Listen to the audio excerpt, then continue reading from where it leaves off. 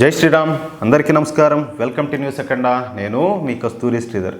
వక్ఫ్ board amendment bill గురించి గత 2 నెలలుగా నానా యాగి చేస్తూ ఉన్నటువంటి సమాజ్వాదీ పార్టీ కావచ్చు, కాంగ్రెస్ పార్టీ వీళ్ళ నోళ్లను ఒకే ఒక దెబ్బతో ప్రదీప్ బండారి అయితే నోరు మూపించాడట్టే. ఇంకొకసారి మీడియా ముందు ఈ వక్ఫ్ బోర్డ్ బిల్లు గురించి మాట్లాడకుండా ఈ ప్రదీప్ బండారి అయితే ఆ పార్టీలకైతే నోరు మూపించాడు. ఇంతకు ఎవరు ఈ ప్రదీప్ బండారి అని చెప్పి మీరు ఆలోచన చేస్తారా? చెప్తా ఆయన గురించి కూడా. ఆయన ఎవరు, ఆయన కథ ఏందో కూడా చెప్తా.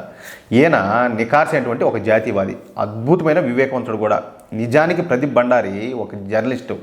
ఇక ప్రదీప్ బండారి అనేక మీడియా సంస్థల్లో ఉన్నత స్థాయిలో పనిచేశారు.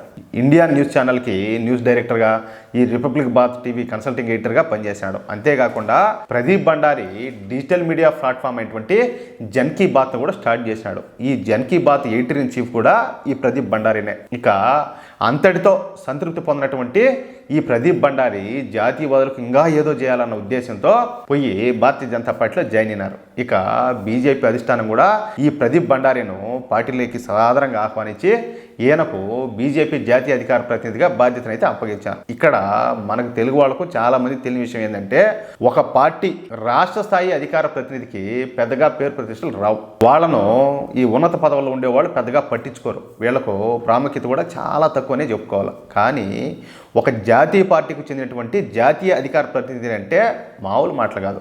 వాక్ చాతుర్యం ఉంటే వాళ్ళు ఓవర్ నైట్లోనే మంచి పేరు ప్రఖ్యాతులు అయితే సంపాదించుకోవచ్చు. అంటే ఒకే ఒక డిబేట్తో తమ సత్తా దేశం మొత్తం నిరూపించుకోవచ్చు. జాతీయ అధికార ప్రతినిధులకు ఉండే గౌరవ మర్యాదలు కూడా చాలా వేరుగా ఉంటాయన్నమాట. వాళ్ళు ఎక్కడికి పోయినా కూడా అక్కడ అధికారులు నీరాజనాలు పడతారు. ఒక జాతీయ పార్టీకి చెందినటువంటి జాతీయ అధికార ప్రతినిధి అంటే ఒక సెలబ్రిటీ స్థాయిలో ఉంటారు. అది విషయం. ఇక అలాంటి జాతీయ అధికార ప్రతినిధి పదవిని ఈ ప్రదీప్ బండారికు బీజేపీ అధిష్టానం అయితే అప్పగించింది. మామూలుగానే ఈ ప్రదీప్ బండారి మంచి వివేకవంతుడు, పైగా ఇప్పుడు జాతీయ అధికార ప్రతినిధి. ఇక ఊరుకుంటాడా? ఎంత మాత్రం కూడా ఊరుకోడు. ప్రతిపక్షాలకైతే ఎవరు, ఈ కాంగ్రెస్ పార్టీ కావచ్చు, దాని తోక పార్టీలకు తుప్పు లేవబడతాడు. అసలు ప్రదీప్ బండారి ఒక డిబేట్కి వస్తున్నాడంటే ఆ డిబేట్కి రావడానికి ప్రతిపక్ష పార్టీల ప్రతినిధులు అయితే భయపడిపోతున్నారు. సరే, ప్రస్తుతం దేశం మొత్తం కూడా ఈ వక్ఫ్ బోర్డ్ అమెండ్మెంట్ బిల్ గురించే మాట్లాడతారు. అయితే టైమ్స్ నౌ ఛానల్ కూడా ఈ వక్ఫ్ బోర్డ్ అమెండ్మెంట్ బిల్ గురించి ఒక బిగ్ డిబేట్ అయితే నిర్వహించింది. ఒక పక్క కాంగ్రెస్ పార్టీ, సమాజ్వాదీ పార్టీ, ఈ కమ్యూనిస్టులు, ఈ సెక్యులర్ మేధావులు వీళ్ళందరూ కూడా ఒక పక్కన కూర్చుంటే, ఇంకొక పక్క వచ్చేసి ఈ ప్రదీప్ బండారి ఒక్కడే కూర్చున్నాడు. ఇక డిబేట్ అయితే స్టార్ట్ అయింది. ఇక సూడో సెక్యులర్ ప్రతినిధులంతా కూడా ఈ వక్ఫ్ బోర్డు విషయంలో బీజేపీని అయితే తిట్టకుండా పొట్టు తిడతా గోల చేశారు. హద్దులు దాటి మరి బీజేపీని అయితే విమర్శించినారు. సరే, అదంతా కూడా సైలెంట్గా విన్నటువంటి ప్రదీప్ బండారి గారు మాట్లాడడం స్టార్ట్ చేశారు. మీరంతా కూడా ఈ వక్ఫ్ బోర్డ్ అమెండ్మెంట్ బిల్ గురించి ఇంత మాట్లాడుతున్నారు కదా, ఇంత బాధపడుతున్నారు కదా, ముస్లింలు ఏమైపోతారని చెప్పేసి మీరు ఇంతగా ఆవేదన చెందుతారు కదా. కానీ ముస్లింలు ఏమైపోతారని చెప్పేసి ఇంత ఆవేదన చెందుతారు కదా, ముస్లింల లేత మనసులో ఎంత గాయపడతాయని చెప్పేసి మీరు ఎంతగా ఫీల్ అవుతారు. సరే, బాగానే ఉండాలి. మరి వక్ఫ్ బోర్డు చేస్తున్నటువంటి తీవ్రవాదం గురించి ఎవరు ఎందుకు మాట్లాడరు? ఈ రాహుల్ గాంధీ కావచ్చు, ఈ అఖిలేష్ యాదవ్ వక్ఫ్ బోర్డు చేస్తున్నటువంటి దురాఘాతాలను ఎందుకు ప్రశ్నించరు? వాళ్ళు ఎందుకు క్వశ్చన్ చేయరు? మొన్న సుప్రీంకోర్టును మాది అనింది ఎవరు? ఈ వక్ఫ్ బోర్డు. నిన్న పార్లమెంట్ను మాది అని చెప్పినారు. ఈరోజు కాశీలో వారణాసి ఉంది కదా, అక్కడ 115 సంవత్సరాల చరిత్ర ఉన్నటువంటి ఒక కాలేజీ పైన వక్ఫ్ బోర్డు కన్ను అయితే పడింది. 17,000 మంది స్టూడెంట్లు చదువుకున్నటువంటి ఆ కాలేజీను మాదని చెప్పేసి ఈ వక్ఫ్ బోర్డు డిక్లేర్ చేసింది. సరే, సుప్రీంకోర్టు, పార్లమెంటు బిల్డింగ్ల సంగతి పక్కన పెడదాం. మరి కాలేజీ విషయంలో ఏమైంది? మీరు కాలేజీ విషయంలో వక్ఫ్ బోర్డుని ఎందుకు మీరు ప్రశ్నించడంలే? మీకు నోళ్ళేవా? మీకు ప్రశ్నించే దమ్ము లేదా? కనీసం ఆ కాలేజీ గురించే మాట్లాడే చావ కూడా మీకు లేదా?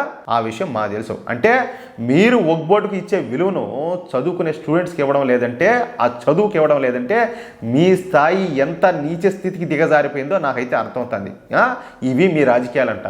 ప్రదీప్ బండారి చెప్పుతో కొట్టినట్టు ఈ సూడో సెక్యులర్ ప్రతినిధులు అయితే చించి ఊతికి ఆరేశాడంటే దెబ్బతో వాళ్ళ నోళ్ళన్నీ కూడా మూతపడిపోయినాయి. ఇది వాళ్ళ బతుకు. వీళ్ళ రాజకీయాలు చూడండి ఎట్టున్నాయో. ఒగ్బోట్ చేస్తా ఉన్నటువంటి ఈ అన్యాయాలు ఘోరాలు అయితే అన్నీ ఇన్ని కావు. కనీసము ఇప్పటికీ వాళ్ళు సపోర్ట్ చేస్తా, వాళ్ళకి నిధులు సమకూరుస్తా ఇంత చేస్తున్నారు. కానీ వాళ్ళు చేస్తే ఈ దారుణాలు ఒకరన్నా ప్రశ్నిస్తారా? లేదే. అసలు ఎందుకు ప్రశ్నిస్తారులే? ఒగ్బోర్డుకు అసలు ప్రాణం పోసిందే కాంగ్రెస్ పార్టీ. అలాంటి వాళ్ళు ఎందుకు ప్రశ్నిస్తారు? మన మూర్ఖత్వం. కానీ ఇంకేం మాట్లాడాలా? సరే, ప్రజలు తెలుసుకుంటే చాలు. ప్రజలు తెలుసుకొని ఇట్లా వాళ్ళకి గుణపాఠం చెప్తే ఓటు రూపంలో అన్నీ సెటరేట్ అయిపోతాయి. అంతే, ఇంక వేరే మాటేలే. సరే, మీకు ఈ న్యూస్ నచ్చితే, అదేవిధంగా నేను చెప్పింది కరెక్ట్ అని చెప్పి మీరు భావిస్తే ఈ న్యూస్ నలుగురికి షేర్ చేయండి. అలాగే తప్పనిసరిగా ప్రతి ఒక్కరు కూడా మీ యొక్క అమూల్యమైన అభిప్రాయాలు కామెంట్ రూపంలో తెలియజేయండి ప్లీజ్. జై శ్రీరామ్.